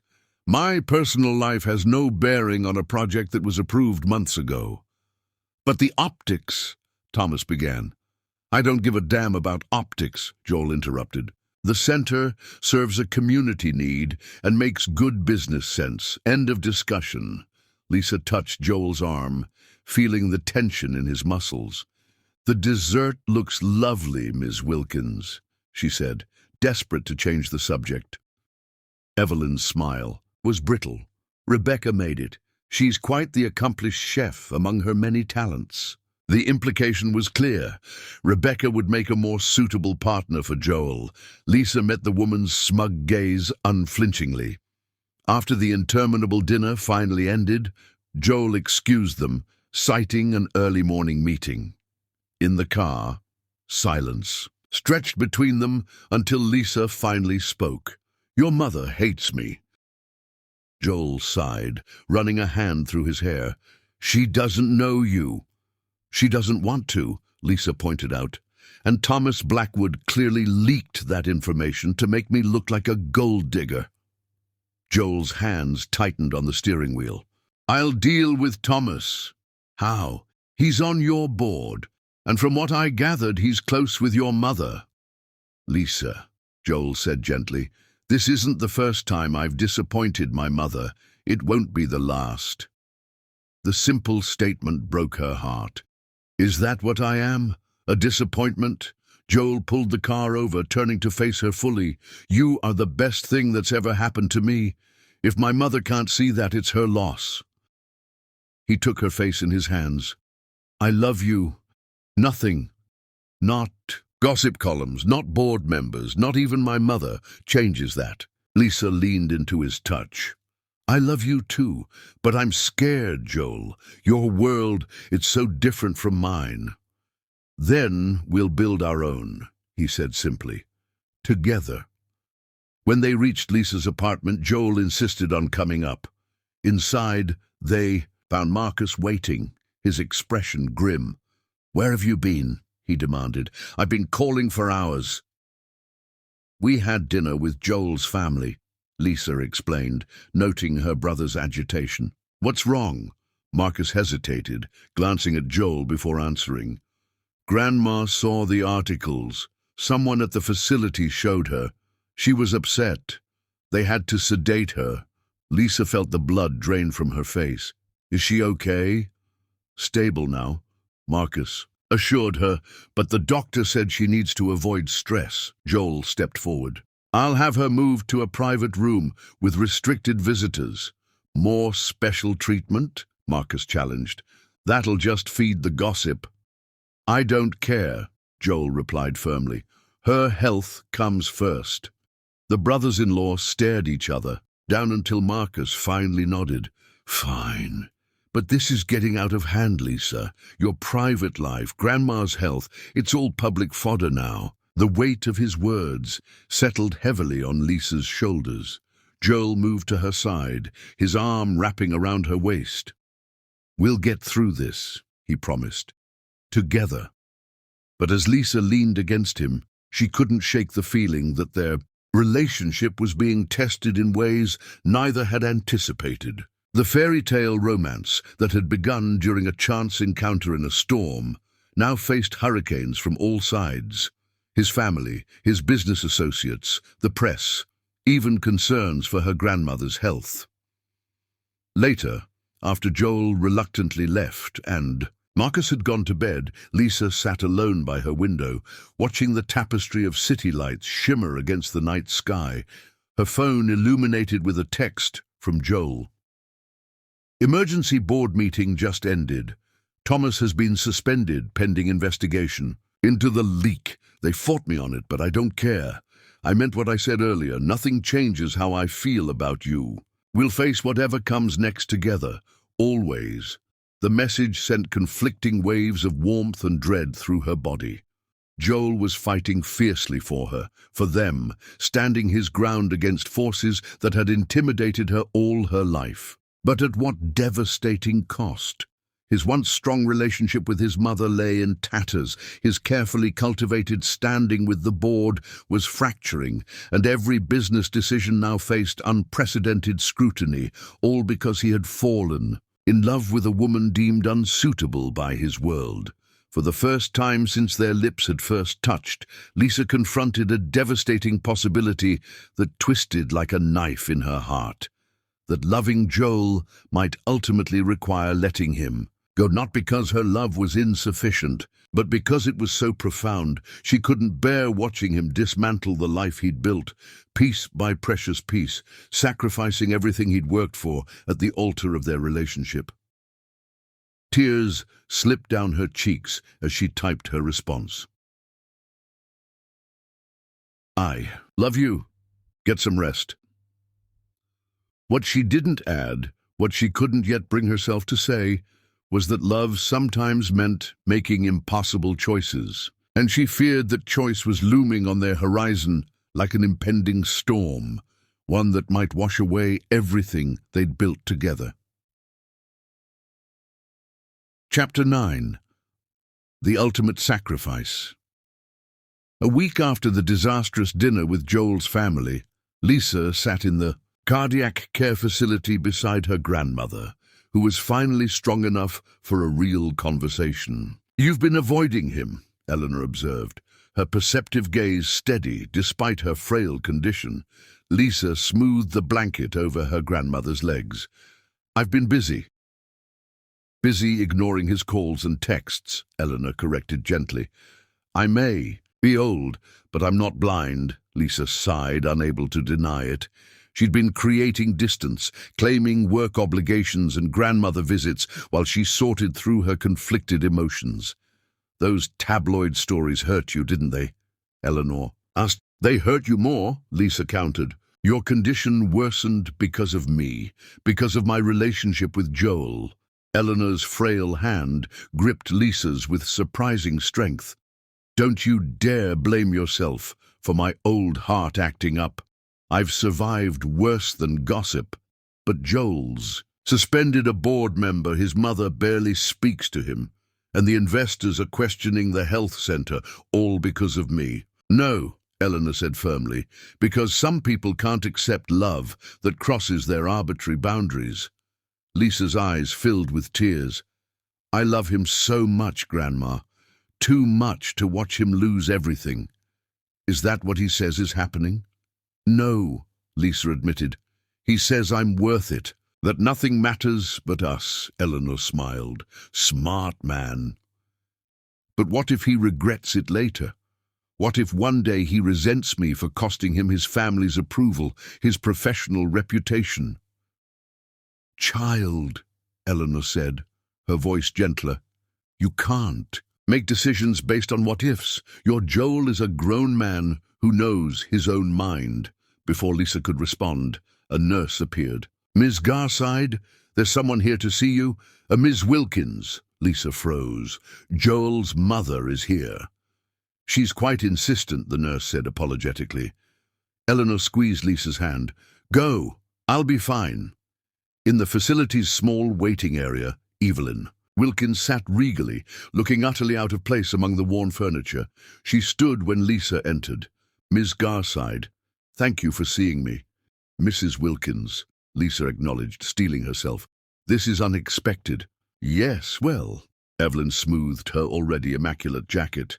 "Desperate times call for desperate measures." Lisa's defenses rose. "If you've come to insult me again—" "I've come to offer you an opportunity," Evelyn interrupted smoothly. "A fully paid scholarship to complete your nursing degree at any school in the country, plus a generous stipend for your grandmother's care and your brother's education." Lisa stared in disbelief. "In exchange for what?"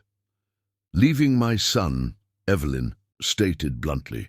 "Joel is jeopardizing everything for this infatuation. Thomas has threatened to turn the entire board against him over the health center project." "The project that was planned before Joel and I even met," Lisa pointed out. "Irrelevant now," Evelyn waved dismissively. "Perception has become reality. My son is throwing away his legacy for a woman who, let's be frank, doesn't belong in his world." The words stung, but Lisa kept her expression neutral. "And you think money will convince me to leave him?" "I think you care about him," Evelyn said, her voice softening slightly. "Enough to recognize the damage this relationship is causing." With that parting shot, she placed a business card on the coffee table. My private number. Call when you've made the right decision. After Evelyn left, Lisa sat trembling, Evelyn's expensive perfume still lingering in the air like a toxic cloud. Her phone buzzed, the screen illuminating with Joel's message. Missing. You desperately. Dinner tonight? I have important news to share. Lisa's heart constricted painfully as she typed her reply, each letter feeling like a betrayal. Yes. My place at 7. She moved through the afternoon in a fog of emotional turmoil, mechanically preparing her modest apartment for what she believed would be their final evening together. As she changed the sheets, arranged fresh flowers, and prepared his favorite meal, Evelyn's devastating offer echoed relentlessly. Not because she was remotely tempted by the money, she would have rejected millions without hesitation, but because the cold, calculating woman had confirmed Lisa's deepest, most paralyzing fear. Joel was systematically losing everything he'd built because he had made the mistake of falling in love with her. When Joel arrived, his face lit up at the sight of her, and Lisa's resolve nearly crumbled. He gathered her in his arms, kissing her with a passion that spoke of genuine love. I've missed you, he murmured against her hair. Me too, she whispered, allowing herself one more moment in his embrace before pulling away. You said you had. News? Joel's smile was triumphant. The board voted today. The health center is moving forward with full funding. Despite Thomas's objections, Lisa stared in surprise. But your mother said, my mother. When did you speak to her? Joel's expression darkened. Lisa swallowed hard. She came to the care facility today. She offered me money to leave you. Fury flashed across Joel's face. She had no right. She believes she's protecting you, Lisa said softly. I don't need protection from the woman I love, Joel insisted, taking Lisa's hands. Which brings me to my other news. He reached into his pocket, withdrawing a small velvet box. Lisa's breath caught. Joel, I know it's fast, he said, opening the box to reveal a stunning diamond ring. But when you know, you know. I love you, Lisa. Marry me. Tears spilled down Lisa's cheeks as she stared at the ring, her heart breaking even as it soared. I can't. Joel's face fell. What? Your mother was right about one thing, Lisa said, forcing the words out. I'm costing you too much. Your family, your professional standing, even the health center project is being questioned because of me. None of that matters, Joel insisted. Only you matter. It will matter, Lisa countered, brushing away tears. Maybe not today, but someday. And I can't live with that. She stepped back, creating distance between them. I was offered a placement at a hospital in Chicago. I've decided to take it. The lie tasted bitter, but she forced herself to continue. It's an amazing opportunity. My grandmother can transfer to a facility there, and Marcus can finish school with the scholarships he's earned. Joel stared at her in disbelief. You're leaving, just like that? It's for the best, Lisa whispered, her heart shattering at the pain in his eyes. I don't believe you, Joel said, his voice rough with emotion. This doesn't sound like you. This sounds like fear. Maybe it is, Lisa admitted. Fear of watching you lose everything that matters to you. You're what matters to me, Joel nearly shouted, his control slipping. Everything else, the company, the board, even my family, it means nothing without you. Lisa steeled herself, summoning every ounce of acting ability she possessed, knowing she had to be devastatingly cruel to be ultimately kind. But you're not what matters most to me, Joel. My career, my family, they have to come first. They always have. The lie burned like acid in her throat, threatening to choke her, but Joel's expression, shock giving way to raw, unguarded pain, told her he believed it. Good. A clean, decisive break would be easier for him to heal from than a slow, agonizing deterioration of everything he valued. I don't accept that, Joel said. his voice quieter now but vibrating with intensity, his eyes searching hers with desperate determination. "I know what we have, Lisa. I've felt it every moment we're together. I know what you feel for me. It's in every touch, every look, every breath between us." "Please, Joel," Lisa pleaded, wrapping her arms around herself to keep from reaching for him. "Don't make this harder than it already is." For a long moment he just looked at her, searching her face for the truth.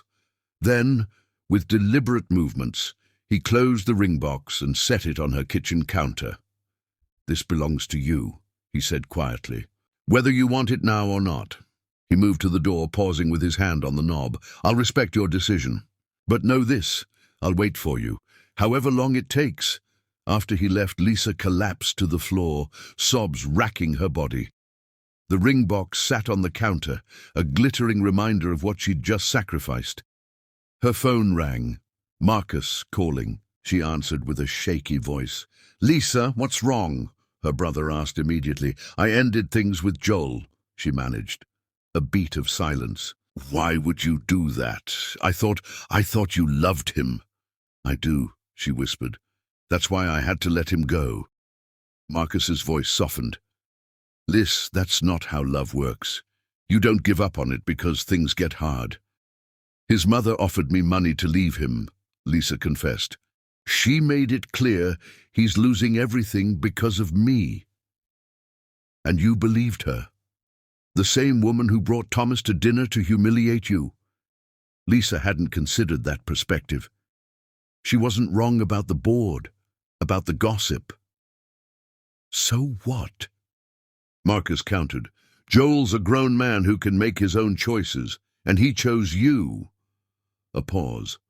"The Lisa I know doesn't run from challenges. She doesn't let fear dictate her life." His words struck home, echoing her grandmother's earlier wisdom. Had she made a terrible mistake? "It's too late," she said. "The things I said to him, he'll never forgive me. There's only one way to find out," Marcus replied. After they hung up, Lisa stared at the ring box, her brother's words replaying in her mind. She'd been so focused on protecting Joel that she'd denied them both the chance to fight for their love together. She'd made a unilateral decision about their relationship without trusting him enough to face the challenges as partners. With trembling fingers, she reached for the ring box, opening it to reveal the diamond that symbolized Joel's unwavering faith in their love. In trying to save him from sacrifice, she'd made the ultimate sacrifice herself, and perhaps the greatest mistake of her life. Lisa clutched the ring to her chest, tears flowing freely as she wrestled with what to do next. Had she destroyed their chance at happiness in a misguided attempt to protect the man she loved? Or was there still time to undo the damage and fight for the future they both deserved? Chapter 10. Love. Triumphant, dawn broke over the city skyline in a symphony of gold and rose as Lisa stood outside Joel's penthouse door, her heart hammering against her ribs with such force she feared it might shatter. She hadn't slept a single moment, instead spending the endless night hours confronting the paralyzing fear that had driven her to commit the greatest mistake of her life, pushing away the only man she had ever truly loved. Now the diamond ring box clutched so tightly in her hand that its edges bit into her palm. She drew a steadying breath and knocked. Silence. She knocked again, harder, more desperate. The door finally swung open to reveal Joel, his powerful frame, silhouetted against the morning light streaming through his windows. His usually immaculate appearance was gone, hair disheveled, eyes reddened and shadowed with evidence of a night as sleepless as her own, stubble darkening his jaw. For a moment, he simply stared at her, disbelief warring with guarded hope in his expression. "Lisa?" Her name on his lips was both question and prayer. "I lied," she blurted out. "Everything I said last night about Chicago, about my priorities, it was all lies." Joel's expression remained guarded. "Why?" "Because I was terrified," Lisa admitted, tears filling her eyes. Your mother made me believe I was destroying your life. I thought I was protecting you by letting you go. By making that decision for both of us, Joel said, his voice rough with emotion. Yes, Lisa acknowledged. I was wrong, so wrong. She opened her palm, revealing the ring box. I love you, Joel, more than I've ever loved anyone, and if you still want me, I want to fight for us. Together. For a breathless moment, Joel simply looked at her. Then, in one swift movement, he pulled her into his arms, his mouth claiming hers in a kiss that spoke of relief, forgiveness, and consuming love. When they finally broke apart, Joel rested his forehead against hers. Don't ever do that to me again. Never, Lisa promised, clinging to him. I was such a fool. Joel led her inside, closing the door on the outside world. My mother came to see me last night after I left your place. Lisa tensed. What did she say? She told me what she'd offered you, Joel said, his eyes never leaving hers. And that you'd refuse the money even before you ended things with me. Surprise flickered across Lisa's face. She told you that. Joel nodded. It made her realize something about you, about us. She said any woman who would give up the man she loves rather than see him hurt, but wouldn't take money to do it, was worth a second look. Lisa could hardly believe it. So she approves now? Let's not go that far, Joel smiled ruefully. But she's willing to try. She's organized a proper family dinner for next week. No Thomas, no Rebecca, just us. Relief washed over Lisa as Joel took the ring box from her hand and opened it. I meant what I said last night. This belongs to you. He removed the ring. Whether it's as a promise for the future or an engagement, that's your choice. But I want you to have it as proof that I'm all in, Lisa. Whatever comes, we face it together. Lisa held out her trembling left hand. I want it all. The promise, the engagement, the future. I want you, Joel. As he slid the ring onto her finger, the diamond catching the morning light, Lisa felt the last of her fears dissolve. This man, this love, it was worth every struggle, every obstacle. 2 months later, Lisa stood in the empty lot where the community health center would soon rise. Construction equipment stood ready to break ground, and a small crowd had gathered for the ceremony. Nervous? Joel asked, appearing beside her in a perfectly tailored suit. Lisa smiled up at him. A little. It's my first official appearance as the center's community liaison. You'll be brilliant, he assured her, squeezing her hand. The diamond on her finger caught the sunlight, a constant reminder of their commitment. Eleanor sat in the front row of seats, looking healthier than she had in years. Beside her was Marcus, home from college for the weekend to support his sister. And most surprising of all, Evelyn Wilkins sat rigidly next to them, making a visible effort to engage Eleanor in conversation.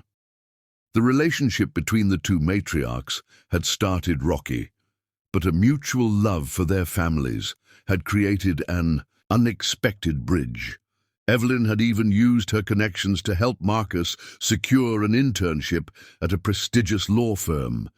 As Joel stepped up to the podium to begin the ceremony, Lisa felt a surge of pride. He had weathered the board's concerns, the gossip, the family tension, all without wavering in his love for her or his commitment to making a difference in her community. Today marks not just the beginning of a building, Joel was saying, but the continuation of a mission to bring quality healthcare to every neighborhood in this city. He gestured for Lisa to join him, and she moved to his side with newfound confidence. The crowd, a mix of corporate partners, community members, and media, watched as Joel handed her the ceremonial shovel. Ms. Garside has been instrumental in shaping this center to meet the real needs of this community, Joel continued, his eyes shining with pride as he looked at her. Her insight, compassion, and determination represent everything this center stands for. Lisa stepped forward to address the gathering. This health center is personal for me. My grandmother, like many in this neighborhood, has struggled to access the care she needs. This facility will change that reality for countless families. She glanced at Joel. It's proof that when different worlds come together, extraordinary things can happen. The meaning behind her words wasn't lost on those who knew their story. As Lisa drove the shovel into the ground for the ceremonial first dig, applause erupted. Later that evening, Lisa and Joel hosted a small celebration at his penthouse, now their shared home. Eleanor and Marcus were there, along with Evelyn, who had brought a surprisingly thoughtful housewarming gift. Quite the day, Eleanor observed, joining Lisa on the balcony. From the way Joel looks at you, you'd think you'd hung the moon and stars. Lisa smiled, watching Joel laugh with Marcus over something inside. Sometimes I still can't believe this is my life. Believe it, Eleanor said firmly. You deserve every happiness, child. And that man in there, he recognizes your worth. We almost lost each other, Lisa admitted. If I hadn't gone back that morning. But you did, Eleanor interrupted, because love that strong doesn't just disappear, no matter how hard you try to push it away. Joel appeared in the doorway, his eyes finding Lisa's with the magnetic connection that had existed between them since that first stormy night. Everything okay out here? He asked, moving to wrap an arm around Lisa's waist. Perfect, Lisa answered, leaning into his embrace. Later, after their guests had left, Lisa and Joel stood at the same window where they'd first confessed their love. The city lights sparkled below, and a distant rumble of thunder promised another. Storm approaching. Full circle, Joel murmured, his arms encircling her from behind. Another storm coming, you in my arms. Lisa turned in his embrace. The best kind of storm. The kind that changes everything.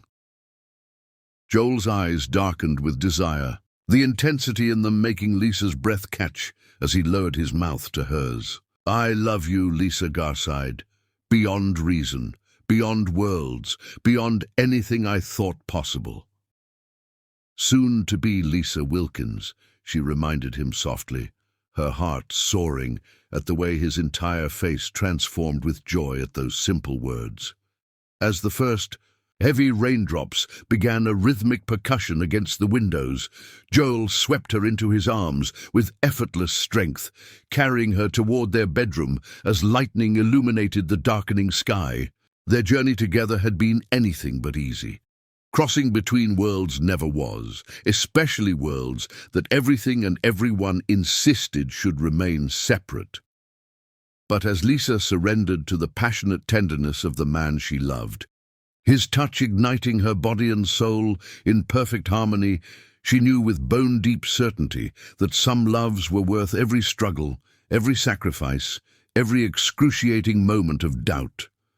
Their extraordinary love had been born in the chaos of a storm, forged in the violent collision of different worlds, and emerged not merely intact but transformed, stronger, deeper, more unshakable for having weathered every challenge thrown against it. As thunder rolled across the sky and Joel's lips traced promises against her flushed skin, promises they both knew would be kept for a lifetime, Lisa gave thanks for the seemingly insignificant mistake that had led her to his door that fateful night.